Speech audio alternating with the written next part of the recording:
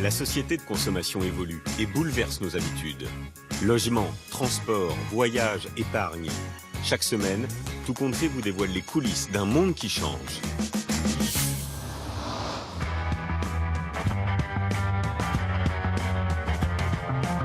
Vous savez qu'aujourd'hui, on passe plus de temps sur notre téléphone portable, sur nos tablettes, que devant son téléviseur.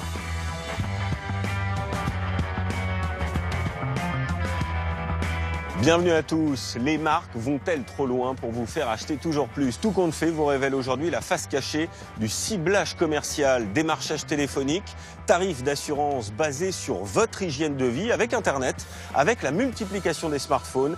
Les marques proposent désormais à des tarifs attractifs des produits ultra personnalisés. Alors faut-il s'y fier? Faut-il s'inquiéter de cette intrusion dans nos vies privées? Nous avons mené l'enquête. Notre enquête sur les nouveaux rois du démarchage téléphonique, la pratique revient en force avec des techniques de vente redoutables. Un système de blocage existe, mais est-il vraiment efficace? Et puis, faut-il accepter d'être surveillé pour payer moins cher son assurance? C'est ce que proposent plusieurs géants du secteur. Le tarif de votre contrat est déterminé en fonction de votre hygiène de vie ou de votre conduite. Faut-il s'en inquiéter? Flicage vertueux ou dérive dangereuse? Est-ce que vous savez que toutes ces informations, toutes vos coordonnées se vendent et sont ensuite utilisées à des fins commerciales? Et on entame cette émission avec notre enquête sur la filière du démarchage téléphonique. Des commerciaux au discours bien rodé qui vous appellent parfois plusieurs fois par semaine. Vous en avez sans doute été victime à la maison ou sur votre téléphone portable. Panneaux solaires, fenêtres ou encore produits financiers présentés comme très avantageux pour le porte-monnaie. Leurs techniques sont souvent redoutables. Alors qui se cache derrière ces coups de fil intrusifs? Comment obtiennent-ils vos coordonnées personnelles et comment s'en prémunir? Car vous allez voir qu'il existe aussi des parades. C'est une enquête signée Émilie Mbacher. C'est un scénario qui se répète en moyenne 3 fois par jour dans ce pavillon. Un coup de téléphone qui dérange cette retraitée. 09. Numéro d'appel inconnu. Félicitations. Grâce à la loi de transition énergétique, vous avez été présélectionné pour bénéficier de l'isolation gratuite. La voix enregistrée cède la place à un télévendeur. Oui, bonsoir madame. Sacha du pacte Éco-Solidarité, m'entendez? Oui. Depuis des années, Brigitte et Guy subissent ce genre de démarchage téléphonique. C'est entièrement gratuit pour vous si vous en faites partie. Cela commence toujours par de belles promesses. Une pompe à chaleur, Il ne faut pas dépasser 20 925 € de revenus annuels. Est-ce que c'est votre cas? on les dépasse. Stratégie des télévendeurs, s'appuyer sur une aide du gouvernement pour appâter les clients. Cette fois, un crédit d'impôt pour la rénovation énergétique. Ah, on va. Moi, je laisse pas parler jusqu'au bout. Je coupe le cours. Mais non. Donc ça aussi, c'est encore un effet d'aubaine. Il y a plein d'entreprises qui vont s'engouffrer là-dedans. C'est saoulant. Le couple a pris l'habitude de conduire systématiquement les télévendeurs. Traumatisés par l'un de ces appels qui leur a coûté cher il y a 9 mois. Au bout du fil, une personne dit alors être missionnée pour faire le diagnostic énergétique de leur maison.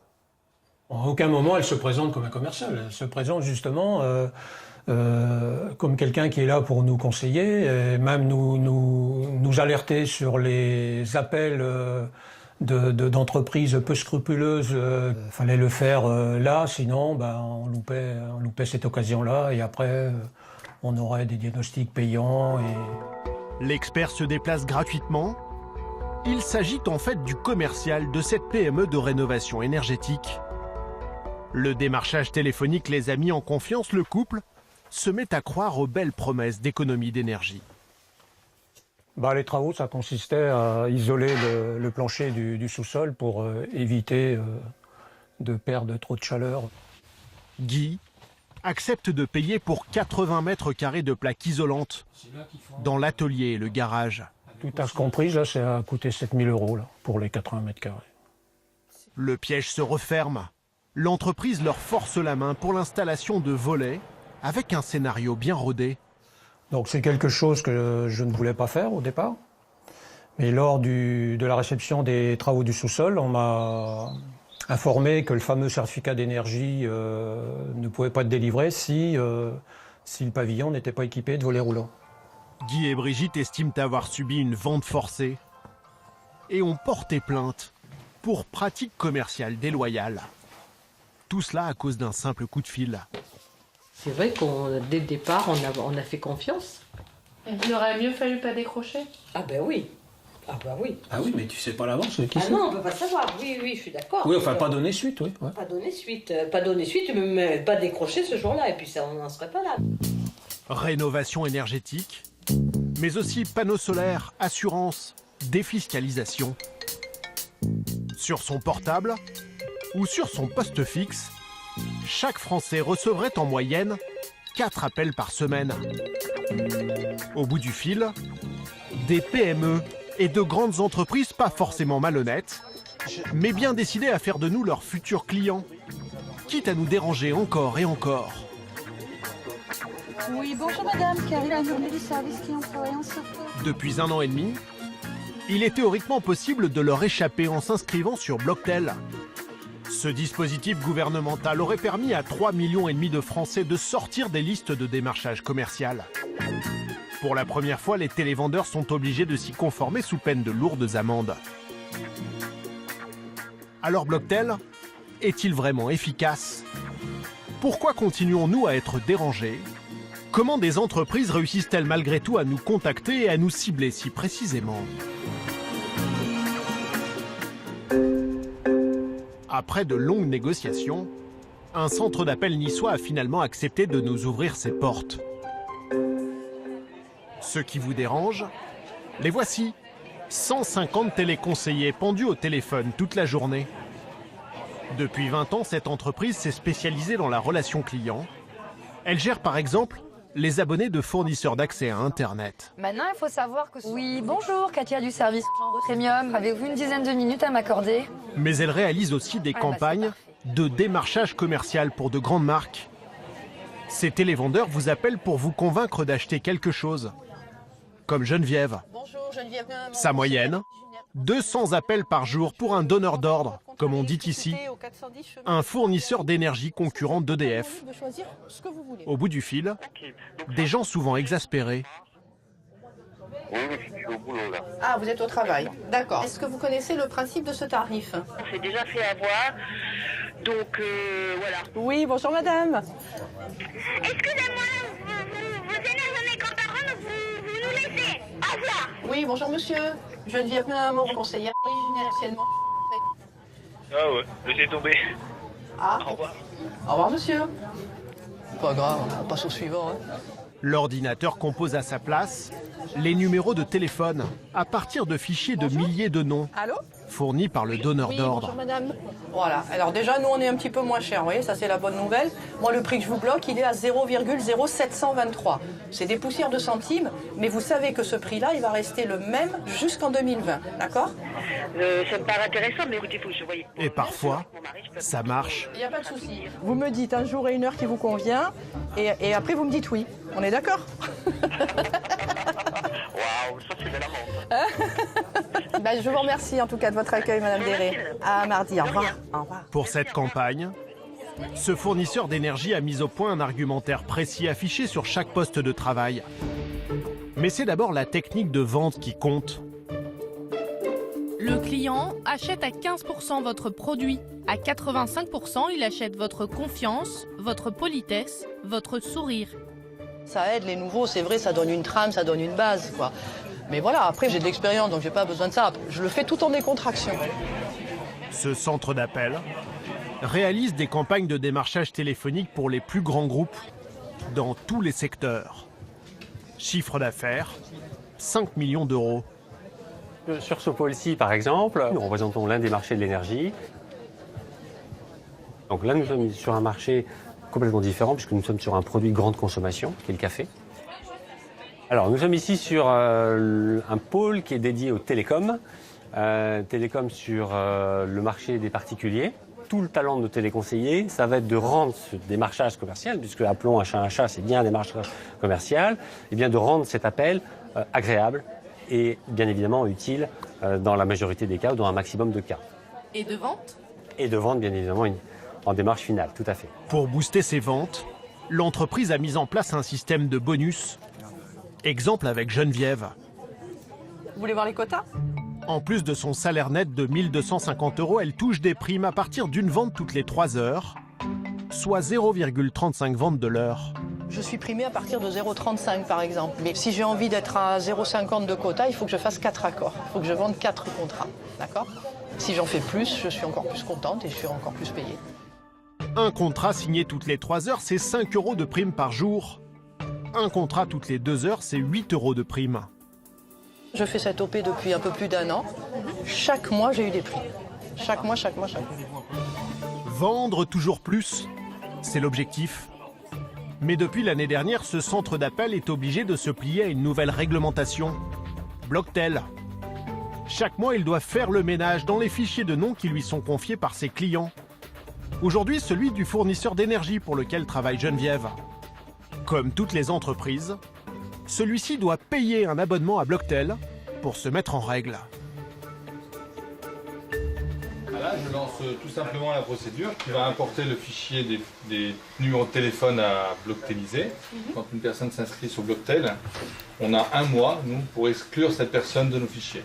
En le faisant tous les mois, on est sûr de respecter cette règle. Donc là, c'est en train d'être fait. Numéro, c'est en train d'être fait. La mise à jour d'un fichier ne dure que quelques minutes. Les numéros à exclure sont téléchargés des serveurs de Blocktel. Ça commence. Voilà. Ce numéro de téléphone appartient à une personne qui s'est inscrite sur Blocktel. Donc il est identifié ensuite dans nos bases. Aujourd'hui, j'en ai 395. 395 numéros de téléphone qui sont exclus de nos fiches et qui dès maintenant ne seront plus appelés. 395 Français, de potentielles ventes en moins, mais le patron s'y plie de bonne grâce. Si quelqu'un décide de ne pas être appelé, on se doit de le respecter. Des sociétés qui ne font que de la prospection, effectivement, si de plus en plus de personnes se blocktélisent, ça va leur enlever du potentiel, très nettement. La France reste un petit pays, les potentiels de contact et de développement économique, que ce soit sur le domaine dans le domaine du particulier, ne sont pas extensibles à souhait. Blocktel, c'est payant et contraignant. Résultat, à ce jour, moins de 1000 entreprises y ont souscrit. Et la colère gronde chez des millions de Français qui voudraient bien ne plus être dérangés. En Vendée, c'est le cas de Jacques, jeune retraité, qui depuis toujours se fait démarcher sur son téléphone. Oui, allô ? Quand il passe la tondeuse, quand il cire ses chaussures. Oui, allô ? Ou quand il fait la cuisine.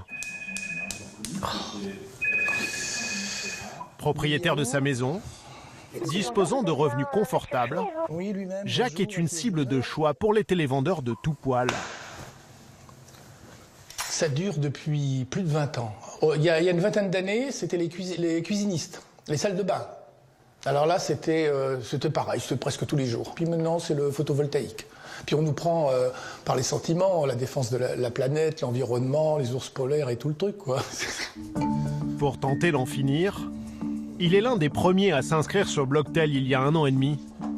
Plein d'espoir. Le gouvernement a trouvé une solution pour que les gens soient quand même moins harcelés par le marketing téléphonique, le démarchage téléphonique. Donc je pensais que c'était une bonne idée. Mais les appels ne s'arrêtent pas. Bien au contraire. Donc au début, je me suis pas trop affolé, mais quand même au bout de 6 mois, où ça continuait, alors là, j'ai dit c'est pas possible, là je pète les plombs, je fais quelque chose.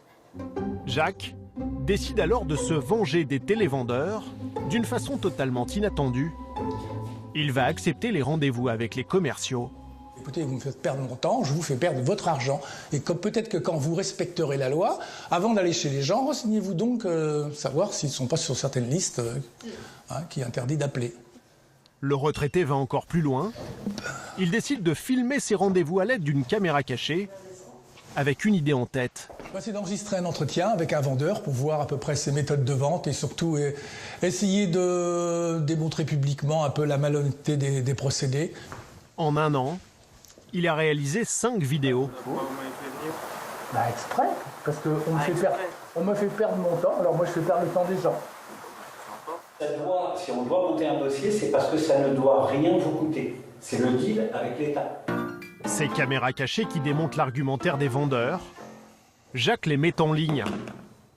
Sa page intitulée « Les Vengeurs de Blocktel » rassemble de nombreux mécontents comme lui. Alors ça, c'est une petite page que j'ai créée qui s'appelle Le Vengeur de Blocktel. Là, par exemple, voilà, le dernier, au 28 septembre, un nouvel inscrit, ça vaut rien, toujours autant d'appels. Là, il y en a un autre qui proteste. Nous sommes tous d'accord pour dire que Blocktel ne sert pas à grand-chose. Je n'en peux plus. En 15 jours d'arrêt de travail suite à une sciatique, un méchant rhume, je suis resté chez moi. Ils n'ont pas arrêté de m'appeler. C'est sûr qu'ils en ont marre. Alors qui sont les entreprises qui continuent à harceler Jacques? Pourquoi ne respectent-elles pas Blocktel? Nous retrouvons l'adresse de l'une d'elles en région parisienne, encore une PME de rénovation énergétique. Nous nous y rendons, équipés d'une caméra cachée. Bonjour, je suis désolée, je viens un peu à l'improviste. Je suis en train de travailler sur la prospection commerciale et j'entends beaucoup de gens qui se plaignent d'être importunés par... Donc c'est des gens qui sont inscrits sur Blocktel. Devant nous, la patronne va tenter de rejeter la faute sur la société qui lui a vendu les fichiers. Quand on veut éradiquer quelque chose, on le prend à la source. D'accord? La source, c'est les fichiers qu'on achète. Donc si c'est pour démarcher au téléphone, pourquoi? D'abord, ce ne serait pas les gens qui font ces fichiers, qui nous vendent ces fichiers, qui soient obligés de coopérer avec Blocktel. Problème, d'après la loi, c'est elle qui doit s'assurer de ne pas contacter les inscrits sur Blocktel. Il faut le faire tous les mois, ça, les fichiers. Tout le temps. Et tout le temps. Mais on ne peut pas tous les mois. Ouais. Vous vous rendez compte? Ça veut dire que vous vous rendez compte le travail? On ne peut jamais être à jour, c'est impossible. Au départ, cette entreprise a donc refusé de payer pour Blocktel. Mais au printemps dernier, un contrôle de la répression des fraudes l'a obligé à se mettre en règle et à souscrire au forfait le plus cher. C'est une amende pour prendre de l'argent aux gens comme nous. À notre niveau, ça nous coûte 40 000 € à l'année. La plupart, ils se disent, bon, bah, quand ils viendront, on verra. Et ils ont raison. Vous voulez que je dise quelque chose? Ils ont raison. Mais donc la répression des fraudes ne serait pas passée, en fait, peut-être vous y seriez toujours pas abonné? Très certainement. Ouais. Très certainement. Pour les Français, sortir des listings de démarchage n'est donc pas si simple. Et Blocktel semble montrer ses limites. D'autant que ces fichiers valent de l'or pour les entreprises, car ils leur permettent de nous cibler très précisément pour nous vendre exactement ce dont nous avons besoin.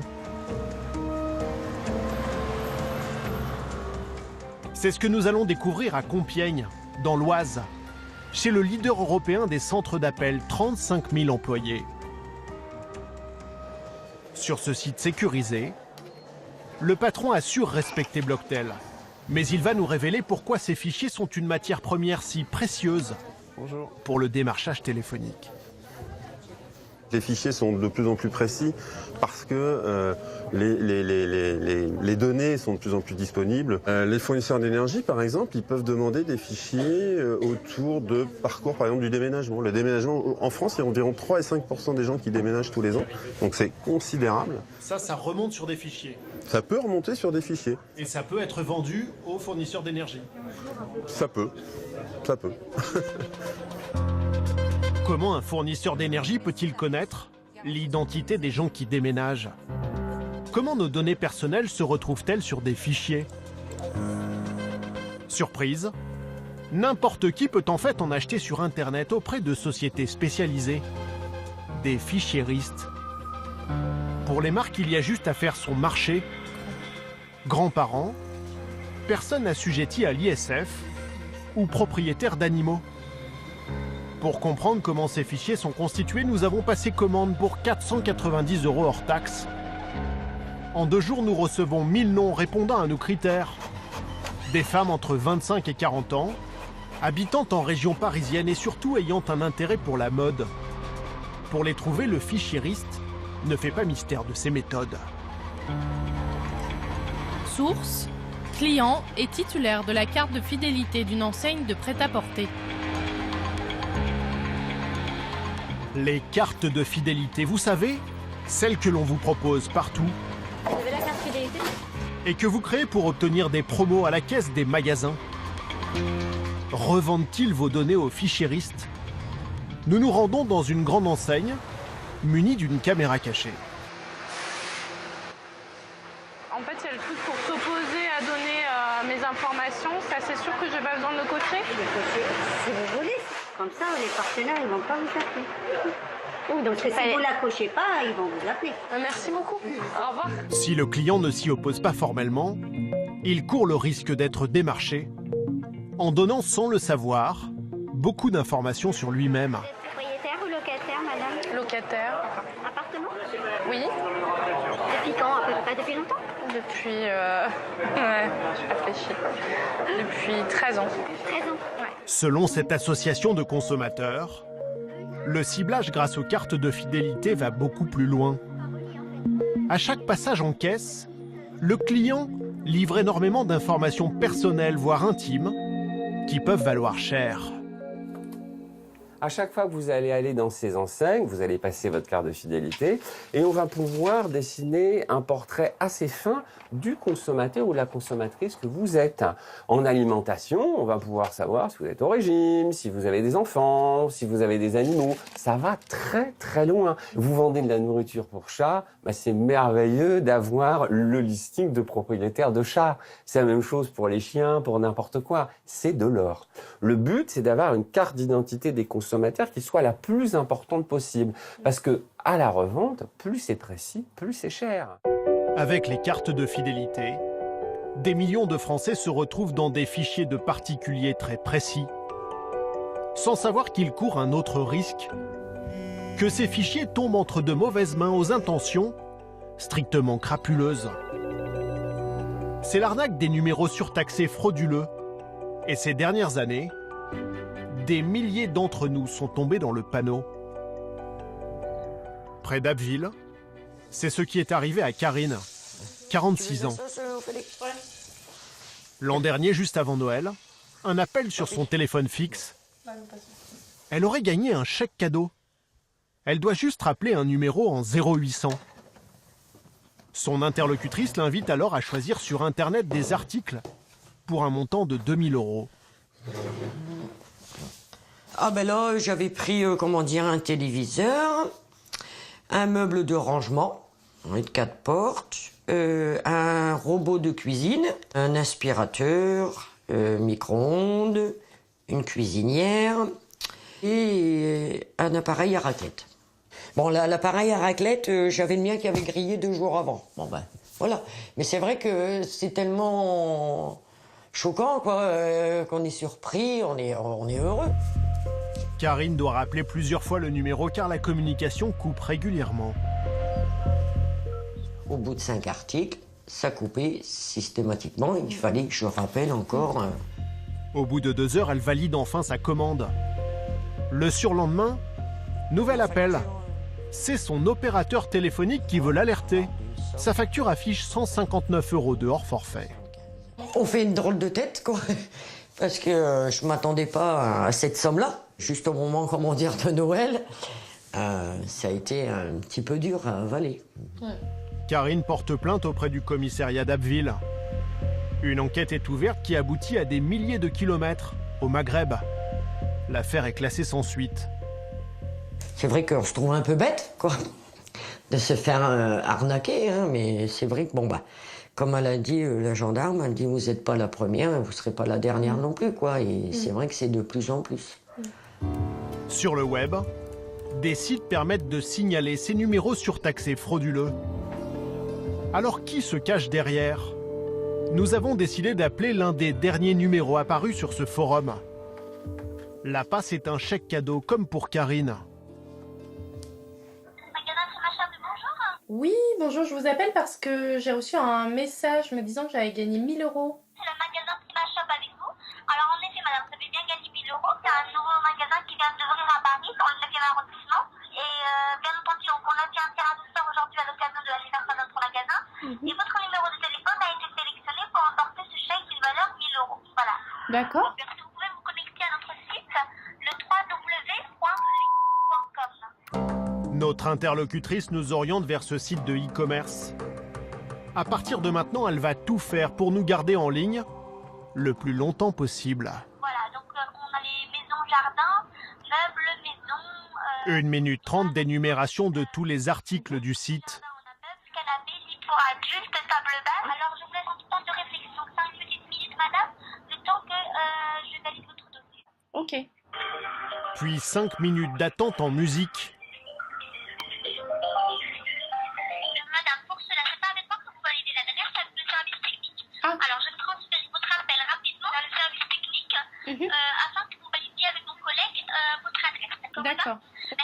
Merci. C'est reparti pour 4 minutes d'attente. Nous finissons par râler. Il est de combien le coût d'appel? Parce que j'ai pas envie de payer très cher, vous voyez? Oui, mais c'est 85 centimes d'euros la minute, mais c'est rien du tout par rapport à 1000 euros, madame. Bah oui, mais je suis restée une demi-heure au téléphone déjà et j'ai toujours pas vu le chèque. Vous êtes sûr que je vais le recevoir? Bien entendu, madame. Il y a une équipe professionnelle derrière ça qui travaille, madame. Vous sous-entendez quoi? Dans des arnaqueurs, c'est ça? Difficile de ne pas douter devant tant d'aplomb. Pourtant, une entreprise est convaincue d'avoir affaire à des escrocs. C'est le site internet utilisé par notre interlocutrice pour nous amadouer. À Paris, ce n'est pas un commerçant mais un comparateur de prix en ligne.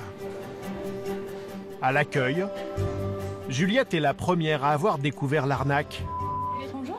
Des dizaines d'appels d'heureux gagnants dont elle a dû doucher les espoirs. Vous m'avez appelé, j'ai sélectionné mes articles, je voudrais savoir où c'en est, est-ce que je peux vous donner la liste, etc. En gros, est-ce que je peux toucher les 1000 € de cadeaux? Exactement. Voilà. Et vous, à ce moment-là, comment vous réagissez? Je leur dis qu'on est un site de e-commerce, une plateforme qui met en ligne des marchands et à aucun moment on ne propose de jeux de loterie, puisqu'on ne vend rien concrètement. Donc voilà. Donc vous leur dites c'est faux, on vous a jamais... Exactement, que c'est une arnaque téléphonique. Ils reçoivent après des factures de téléphone avec des montants assez astronomiques. Le plus important qu'on ait eu, c'est une personne qui restait entre 1h30 et 2h au téléphone et qui a reçu une facture d'à peu près 1000 €. Après enquête du service juridique, le PDG a tenté de faire cesser les agissements d'une société basée en Tunisie. Donc c'est un document, une mise en demeure pour utilisation frauduleuse de notre marque. Pour l'instant sans succès. Difficile de lutter contre ces arnaques aux numéros surtaxés souvent montés depuis l'étranger.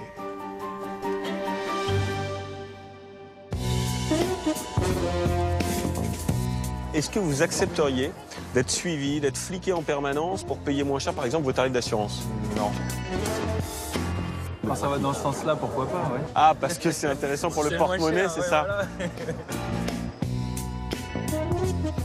Et au-delà du démarchage téléphonique et de ces pratiques parfois douteuses, d'autres grands groupes vont encore plus loin. Il s'agit des compagnies d'assurance qui proposent à leurs clients des rabais à leurs contrats en fonction de leur hygiène de vie.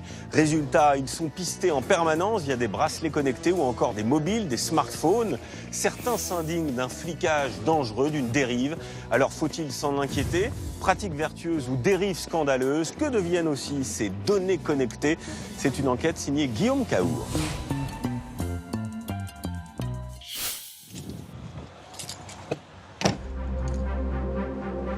Malek, 22 ans, est un jeune homme très raisonnable. Il a délibérément choisi d'être surveillé en permanence quand il est au volant. Ce petit boîtier transmet à son assureur tous les éléments de sa conduite. Donc là, en ce moment, je suis traqué, je suis surveillé, effectivement. Avec ce dispositif qui suit en continu ses accélérations et ses freinages, la compagnie d'assurance réussit à évaluer s'il conduit prudemment ou pas. Donc là, par exemple, je vais vous montrer une accélération brusque. Donc par exemple, cette accélération-là va réduire mon score de conduite donc pour ce trajet-là et va me pénaliser puisque c'est une attitude qui est dangereuse. Son boîtier enregistre aussi sa vitesse. Et il suit même sa manière de prendre ses virages. Comme sur ce rond-point où il a le pied un peu lourd sur l'accélérateur.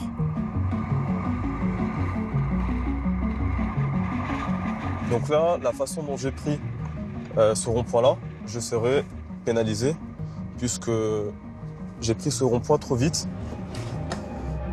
Observé au volant depuis 2 ans, Malek a pris l'habitude de conduire très sagement. Résultat, il respecte le code de la route, comme les priorités à droite,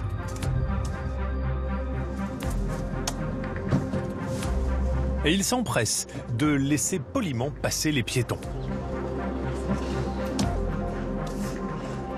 Ça me canalise, ça m'évite de faire, on va dire, n'importe quoi sur la route, puisque je sais que je suis surveillé. Pour chaque trajet, comme s'il était à l'école, il reçoit un bulletin de notes. Il le consulte sur l'application de son assureur où il sait au mètre près où il a commis des erreurs. Son coup d'accélérateur, par exemple, n'a pas échappé à la boîte noire. Cette icône-là représente un problème au niveau de l'accélération. Je suis passé de 20 km/h à 60 km/h en quelques secondes. Donc là, j'ai abusé et pour me le faire comprendre, l'icône est devenue rouge. S'il se plie à cette surveillance étroite qui lui a fait adopter une conduite zen, c'est que l'assureur a des arguments sonnants et trébuchants. Ma première motivation, c'est surtout niveau financier, puisque là, dans ce cas présent, ça me permet d'économiser, avec le score que j'ai actuellement, 36,63 € sur le mois, et c'est pas négligeable. Le tarif de base, c'est 185 € par mois. Mais il peut réduire jusqu'à 40% le montant de sa prime d'assurance. Faire des économies et parfois même gagner de l'argent en acceptant d'être suivi à la trace, c'est la révolution qui est en train d'arriver. Elle concerne la conduite automobile, mais aussi un domaine beaucoup plus intime, celui de notre hygiène de vie et de notre santé.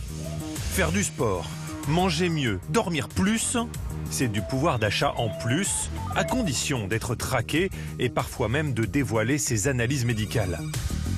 Aux États-Unis, où le phénomène a pris une ampleur considérable, certains patrons surveillent l'hygiène de vie des salariés contre des primes conséquentes. Quel est leur intérêt? Faut-il accepter d'être pisté pour payer moins cher? Et ces données très personnelles peuvent-elles être utilisées contre nous?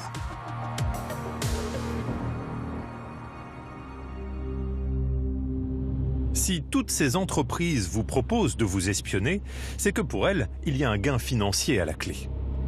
En France, 3 assureurs ont déjà conquis des milliers de clients. Tous ont un mouchard dans leur voiture. Celui de Malek est géré par cette compagnie. Tous les mois, cette équipe décortique les comportements de conduite de ses assurés. On va parler de l'évolution des profils de risque sur notre portefeuille. Les clients obtiennent en moyenne 20% de réduction. Alors, il faut que l'assureur s'y retrouve sur le nombre d'accidents qu'il va devoir indemniser. On a une baisse notable de la fréquence, donc comme vous voyez sur le graphe, de la fréquence sur les accidents de la route qui sont responsables et même les non responsables. Donc 20%, ce qui colle avec le discount. Donc pour le moment, on peut dire que c'est en ligne avec ce qu'on avait prévu. Exactement. En rouge, les clients lambda qui n'ont pas de mouchard. En bleu, ceux dont la conduite est surveillée par le boîtier, comme Malek. Ces derniers ont 20% d'accidents en moins et coûtent donc moins cher à l'assureur. En fait, le principe, c'est qu'il faut que les clients aient moins d'accidents. Moins d'accidents, ça veut dire moins de sinistres à payer pour l'assureur. Et donc, on peut proposer des prix moins chers. Donc il faut que cette logique soit respectée pour que chacun s'y retrouve. À l'écouter, c'est du gagnant-gagnant. Mais pour nous, n'y a-t-il pas un risque à se laisser pister quotidiennement, comme Malek, dont tous les déplacements ainsi que le comportement au volant sont connus de l'assureur? Il sait où je suis, il enregistre le tracé et donc les caractéristiques de ma conduite. Je confie un petit peu ma vie. C'est vrai que c'est des informations très importantes. Après, je ne sais pas du tout qu'est-ce qu'il en fait, s'il revend ces données-là. Mais je pense que s'il revend ces données-là, il m'en aurait informé, quoi. Hello.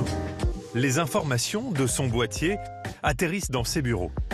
Elles seraient sous bonne garde, mais il nous est impossible de voir comment elles sont stockées et traitées. Alors non, je ne peux pas vous le montrer. Enfin, évidemment, toutes les données sur les clients, elles sont confidentielles et c'est évidemment dans le contrat d'assurance. Et en plus, vous verriez surtout des grands fichiers. Moi, j'aimerais bien les voir, ces grands fichiers. Non, vous ne pourrez pas les voir.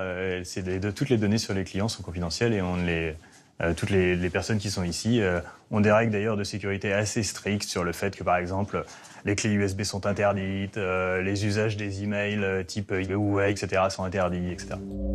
Selon lui, les données de ses clients ne sortent pas d'ici et ne sont pas commercialisées. Il faut dire qu'il en sait beaucoup. Sur les contrats, il est précisé que l'assureur collecte la géolocalisation, la vitesse, les forces d'accélération. Alors, une question se pose. En cas d'accident, pour établir les responsabilités, ces informations précises peuvent-elles se retourner contre le client? Vous avez moyen de savoir si à ce moment-là, il était notamment en infraction de vitesse. Est-ce que vous allez le vérifier? Non. Alors, on ne le vérifiera pas. C'est interdit, c'est la limite sur l'utilisation des données par les assureurs. On n'utilise pas les données d'infraction. Mais il y a une exception. Si l'accident est particulièrement grave et que la justice enquête. Si un procureur vous demande l'accès à ces données, du boîtier que vous avez entre les mains, est-ce que vous êtes obligé de lui donner? Oui, alors, oui, la réponse est oui. Mais la loi, parce qu'il existe une jurisprudence qui a déjà eu lieu, en fait, il la demande d'abord aux opérateurs de télécom, qui ont la même chose que nous, voire plus. Et il y a beaucoup plus de téléphones mobiles que de Beardbox pour le moment. Et ça s'est déjà produit ou pas? Sur Beardbox, non, jamais. Selon notre enquête, en effet, la justice n'a encore jamais saisi les boîtiers de cet assureur, ni ceux des concurrents. Cette formule séduit, bien qu'elle soit basée sur la surveillance. 70% des automobilistes seraient prêts à y souscrire pour réduire la facture. Être pisté pour payer moins cher, dans ce domaine, une offre touche un registre beaucoup plus sensible, plus intime, la santé. À Quimper, comme tous les jours à la pause déjeuner, la piscine municipale est noire de monde. Fabien, 38 ans, employé, vient lui aussi faire ses longueurs, à une différence près. C'est qu'il se place délibérément sous surveillance, en déclenchant sa montre connectée. Là, je lance ma session en fait de nage, donc elle va compter automatiquement le nombre de longueurs que je vais faire.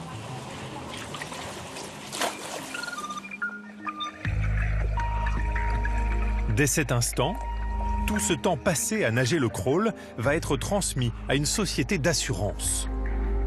Voilà ce qu'elle lui a proposé.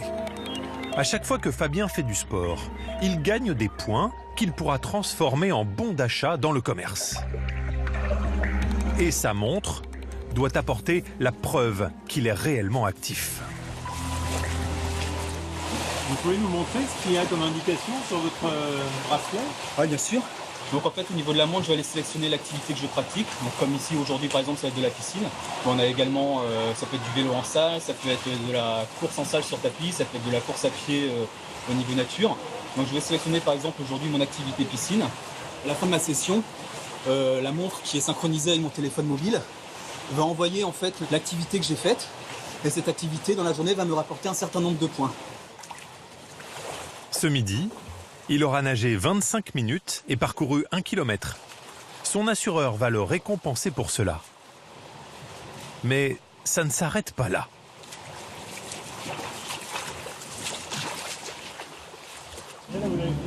Ça y est, c'est fini. On va pouvoir les manger et puis retourner au travail. Donc là, vous allez pouvoir retirer votre montre, là? Non. Pourquoi? Bah parce qu'elle va continuer à compter mes pas. On peut gagner des points. Sa montre connectée ne le quitte pas. Il la garde au poignet 24 heures sur 24. Car même quand il marche, l'information est transmise à son assureur. Et ça lui fait gagner des points. Il faut dire que ce système lui permet de faire de belles économies dont il compte bien faire profiter toute sa famille. Ça a été la piscine? T'as fait du crawl?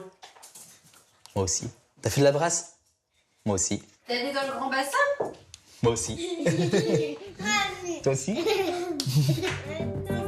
Alors, comment fonctionne ce curieux programme qui l'incite à transmettre ses activités sportives? C'est son employeur qui le lui a proposé avec son assurance décès et invalidité. Avec sa compagne, Maïwen, il va consulter ce que ses efforts lui rapportent. Sur le site internet de la compagnie, il peut suivre le détail jour après jour. Plus de 7500 pas dans la journée, c'est 50 points. 30 minutes d'entraînement à un rythme modéré, comme une séance de natation, 100 points. 30 minutes à un rythme plus élevé, comme de la course à pied, 200 points. Du coup, t'as combien de points là? Là, je suis à 32 600. 32 600 sur le statut or et du coup, il manque 12 400 points pour arriver au top en fait. Bronze, argent, or. Le système est pensé comme un club dans lequel on peut progresser jusqu'au stade le plus prestigieux, le niveau platine. Après seulement 3 mois et demi, Fabien n'est pas loin de l'atteindre. En combien de temps tu pourrais l'avoir ton statut platine là? Voilà, selon les activités, si on continue, allez, en 15 semaines, en 3 mois, on peut atteindre le statut. Plus il avancera, plus il obtiendra des réductions importantes chez des voyagistes ou dans de grandes enseignes de sport, de produits culturels ou de cosmétiques. Par exemple, par rapport à mon statut aujourd'hui, sur le statut or, on a 30% de réduction. Ouais, pas mal, hein. Et si je passe au statut supérieur, on monte à 40% de réduction. Ouais, c'est valable, hein. Surtout en fin d'année, là. Pour avoir ces réductions, il accepte donc d'être traqué dans ses activités physiques. Mais l'assureur l'incite à se dévoiler bien plus encore. C'est le carnet de santé. Donc on va retrouver les différents examens justificatifs que j'ai pu fournir au niveau du programme. Il a carrément envoyé des informations de son carnet de santé, normalement couvertes par le secret médical. Oui, c'est ici en fait. C'est les examens de santé. Et c'est où? Donc en fait, ici, c'est pour tout ce qui est par exemple la taille, le poids ou également tout ce qui est pression artérielle, taux de cholestérol, glycémie. On peut transmettre ces documents-là si on le souhaite au niveau de la plateforme. Parce que là, ça sert à quoi pour toi? Tu l'as rentré et ça t'a donné des points en plus? Ça donne des points quand tu fais des examens ou quand tu es justement dans les normes au niveau de ce genre de choses. Ça peut te permettre justement de cumuler également des points. Et cette course aux points le pousse à se dévoiler toujours plus.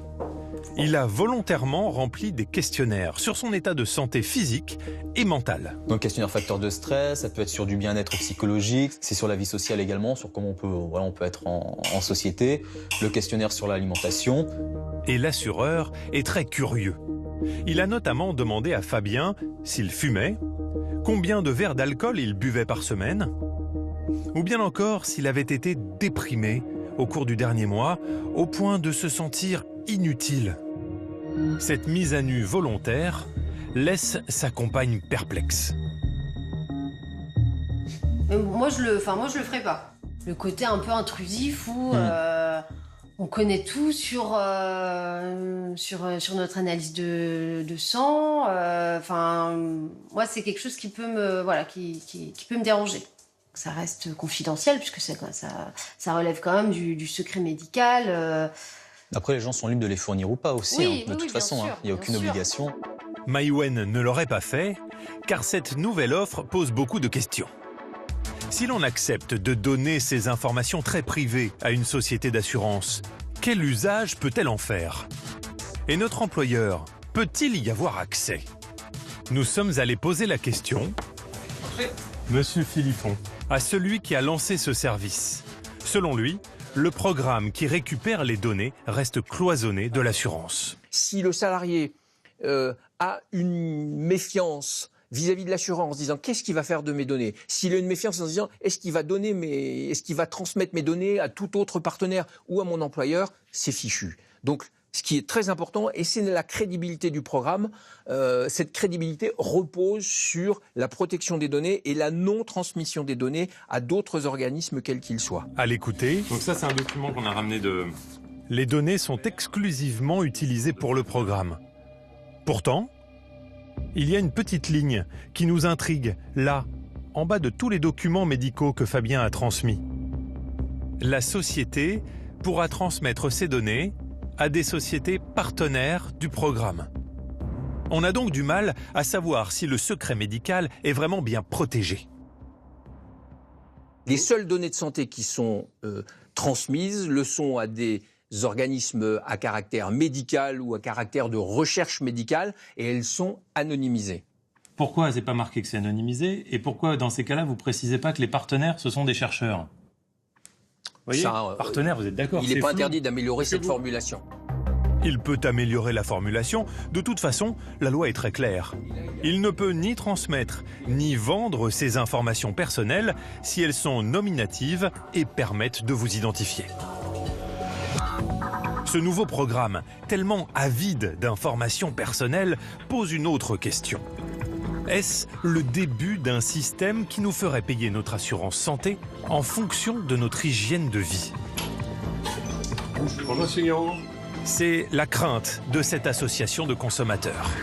On peut penser dans le futur que tous les contrats seront franchement individualisés, pourquoi pas, avec un assuré mis sous le microscope de l'assureur qui regardera non seulement les déclarations qu'il fera à la souscription, mais également son mode de vie, ce qui est proposé ici. Est-ce que je mange bio? Est-ce que je fais du sport, etc.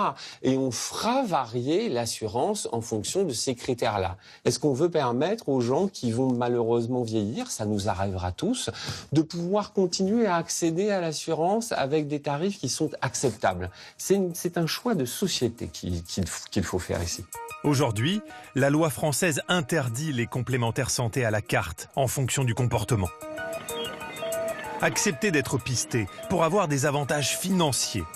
Cette logique récente, chez nous, a été poussée beaucoup plus loin aux États-Unis, où elle est entrée dans les mœurs. Là-bas, c'est même parfois le patron qui propose ce genre d'arrangement. New York. Dans cette ville, l'une des plus actives du monde, il est désormais possible pour un salarié de gagner de l'argent en dormant. Au saut du lit, l'un des premiers réflexes de Scott, c'est d'indiquer sur son smartphone qu'il a bien dormi. Pour cela, il se connecte à une application fournie par son employeur. Je me suis couché à 23h30 et levé à 6h30. J'indique donc que j'ai dormi 7 heures. Son patron l'encourage à veiller sur son sommeil. Quelle que soit la durée de sa nuit, il le récompense. Et quand je rentre ça fait cette musique sympa pour me dire « c'est bien, tu as bien dormi ». $2, soit 1,70 €. De l'argent facile, c'est vraiment de l'argent facile. Mon employeur pense que le sommeil fait partie d'un rythme de vie sain et veut que j'en ai conscience. Je dois savoir si je dors bien ou pas. Et pour ce suivi, il me donne de l'argent et c'est super. Et vous gagnez combien avec votre sommeil? $60 par mois. C'est énorme. Soit 50 €, rien que pour dormir. Et Scott peut arrondir encore un peu plus ses fins de mois en signalant à son employeur qu'il fait du sport. C'est quoi là votre objectif, prime, distance? Je vais aller courir un peu, histoire de transpirer avant d'aller au travail. Et ça va vous rapporter combien? Environ 3,50 €. Son patron a fixé un barème précis de toutes ses activités sportives qui n'ont pourtant rien à voir avec le boulot. La marche rapporte 10 centimes par kilomètre, le vélo 1 € par kilomètre, la salle de sport 17 € la séance, un marathon 42 €. En prouvant à son entreprise qu'il a une bonne hygiène de vie, Scott réussit à empocher la prime maximum, 2 000 € par an. Il travaille dans cette entreprise au cœur de Manhattan, installée dans ce qui ressemble à un immense loft. C'est l'une des startups les plus en vogue du moment. Elle a mis au point un matelas high-tech qui se vend uniquement par Internet. Ici, tout a l'air fait pour travailler dans la plus grande décontraction. Même au bureau, Scott peut remplir sa cagnotte bien-être. Ce sont nos espaces pour la sieste.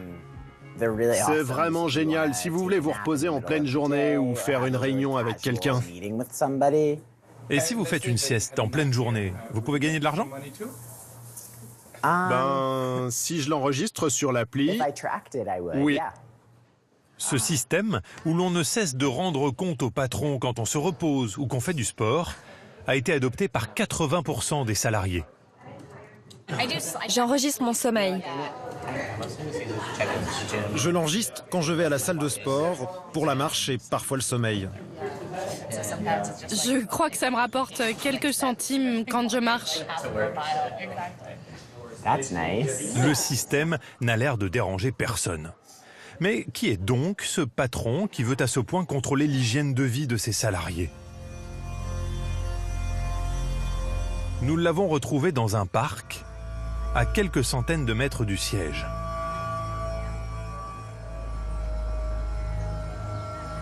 Nel Parrick est en pleine méditation. Il a une formation de médecin et a acquis une conviction. La réussite de son business passe par la bonne santé de ses employés. J'ai réalisé que beaucoup de gens me disaient « je fais du sport quand j'ai le temps » ou « je mange bien quand j'ai le temps » ou « quand je suis en vacances ». En fait, si nous ne prenons pas soin de nous tous les jours, si on ne pense pas tous les jours à manger sainement, faire de l'exercice, méditer, on ne sera jamais dans l'état d'esprit pour être efficace et réussir. Il veut pousser ses salariés à avoir une vie plus saine pour être plus productifs. Il a donc mis en place ce système, mélange de surveillance et de carottes financières. Ça va lui coûter environ 250 000 € cette année. Mais avec cette application, peut-il repérer les salariés qui ne jouent pas le jeu? La tour de contrôle du programme se trouve dans l'ordinateur de la directrice des ressources humaines. Tous les mois, on a un rapport qui ne nous montre pas ce que la personne a fait, mais seulement combien elle a gagné. Ils sont donc capables de mesurer l'implication de chaque salarié. Alors ceux qui restent en retrait, risquent-ils d'être sanctionnés? C'est juste positif. On fait de l'exercice ensemble et si vous êtes trop occupé pour suivre le programme, c'est pas grave. La seule pénalité pour les mauvais élèves serait de gagner quelques centaines d'euros de moins par an. Aujourd'hui, 9 grandes entreprises américaines sur 10 ont mis en place ce type de programme.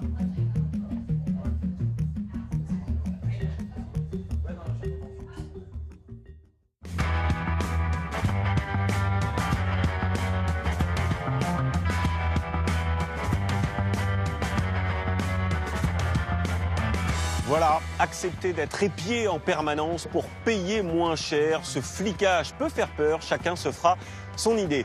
Merci de votre fidélité, c'est la fin de ce nouveau numéro de Tout compte fait. On se retrouve très vite sur France 2 bien sûr. Et d'ici là, comme d'habitude, restez curieux. Bye bye.